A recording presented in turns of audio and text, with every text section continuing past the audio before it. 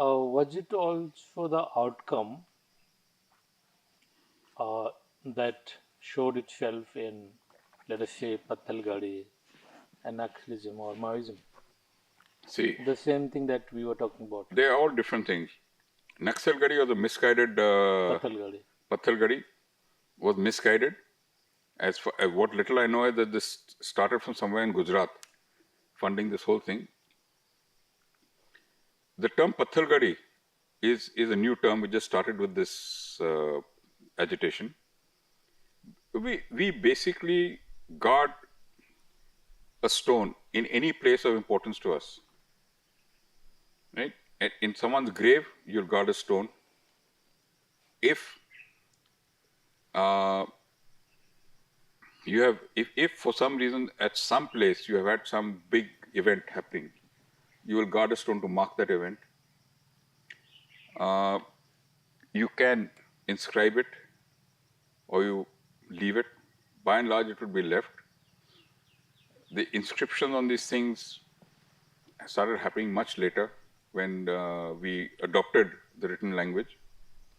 Before that, when it was an oral language, the only thing you could carve it out with would have been your totem.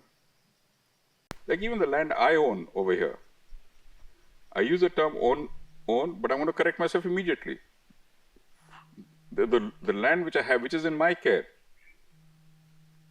is there for my future generations. I'm only a transient user of that piece of land, which is what Adivasi land is all about. It's all community owned.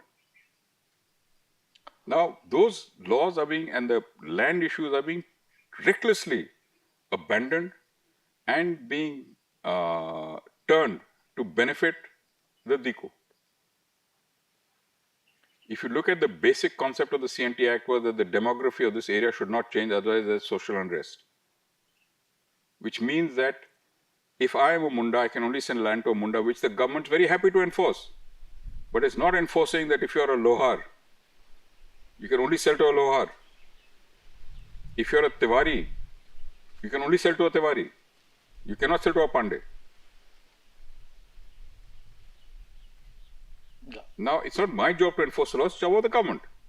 If the government is going to say, okay, we are incapable, we are not going to enforce the law, then it's anarchy.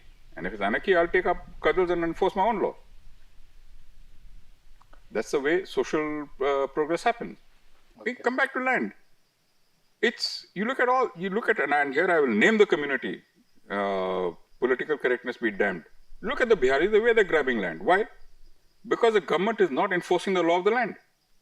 And we can't defend our land because we're not allowed to. We are following the law. So we are suffering. It's like the North-South argument, where the South is saying, you guys overpopulate, and now you want more seats in Parliament. We follow the law, and we keep our population in check, and we have to suffer for it, which is exactly what's happening with us. So there is going to come a time when there is going to be a rebellion of sorts.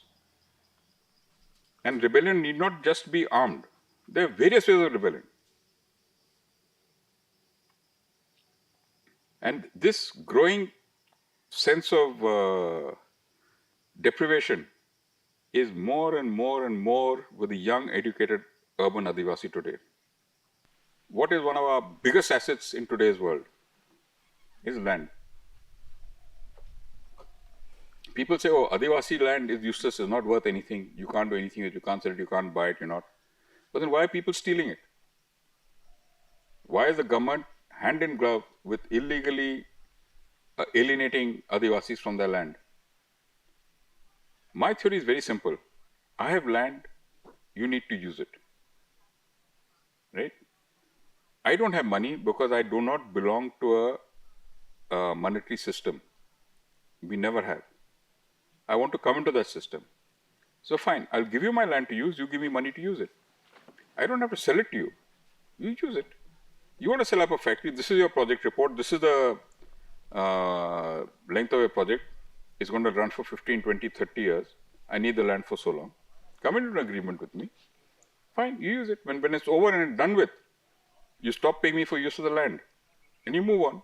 I'm still there with my land. I don't have to stop being an Adivasi. I remain an Adivasi, but my land has been put to productive use for you. and has been of gain to me financially. It's a win-win situation for both. But the moment you alienate me from the land, that's it. My wealth has disappeared. What in Hindi, sampatti is gone forever, which is wrong.